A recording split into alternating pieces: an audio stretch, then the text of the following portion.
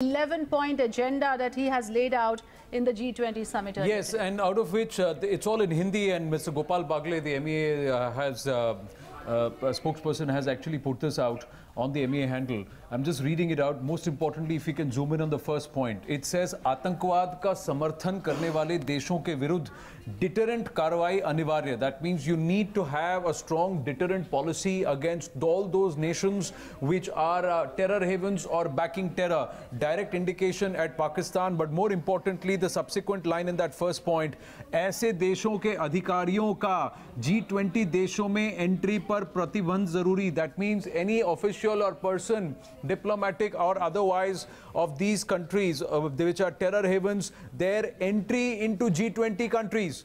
So what they are saying is that the Prime Minister of Pakistan, Mr. Nawaz Sharif, should be unwelcome in any of the G20 nations.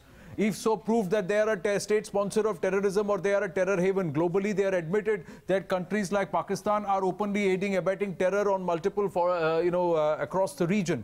Now, this is the most important point where they are saying that there should be a serious consideration of ban of officials from and heads of state and leaders of states which are sponsoring terrorism.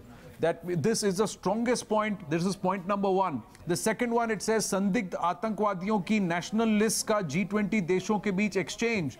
That means every country has its list of most wanted people and designated terrorists. This should be exchanged within G20. Now we have Syed Salahuddin, Hafiz Saeed and Zakir Rehman Lakhvi along with Maulana Masood Azhar already listed as terrorists not only in India but globally, even with countries like America. Yes. So they should exchange this list. नामांकित आतंकवादियों तथा उनके समर्थकों के विरुद्ध सांझी कार्रवाई अनिवार्य. That means the listed terrorists, their supporting organizations acting against these people, even if they are operating out of one of the G20 nations, then there should be a collaboration in such a way that there is strict action taken. आतंकवादियों से संबंधित प्रभावकारी सहयोग के लिए legal processes जैसे extradition को simplify तथा एक्सपीडाइट करना. So try and very clearly talking about the extradition process and having a treaty in place, an agreement in place where legal processing and extradition and other parameters will not drag on endlessly for years on years. They will actually be done quickly.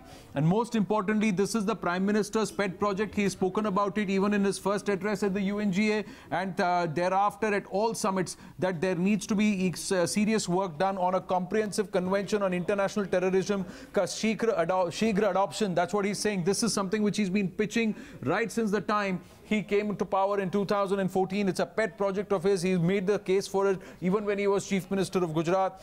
And and after that, point number 5, United Nations Security Council resolutions तथा अन्य अंतर्राष्ट्रीय प्रक्रियाओं का प्रभावी implementation. Resolution, very clearly, this is indicating that when the UN has designated some people as terrorists, then there has to be immediate action about what is being done about them. You have organizations like Jaish-e-Mohammed which are designated as terrorist organizations. What's being done about these organizations? Hafiz Saeed, Zakir Rehman Lakhvi, what is being done about these people? Dawood Ibrahim, what is being done about these people? That's the indication from this point number 5. Point number 6, de-radicalization programs per G20 द्वारा सांझे प्रयास तथा exchange of best practices. How to work towards de-radicalization.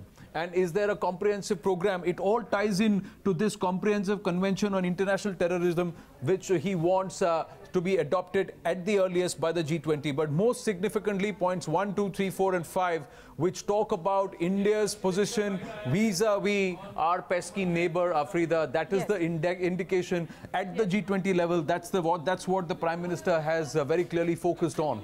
Right. The focus, of course, on counter-terror. Very strong words there. And the Prime Minister has not shied away from talking tough, like Anand was just giving us those details. Many thanks for joining us with all your inputs.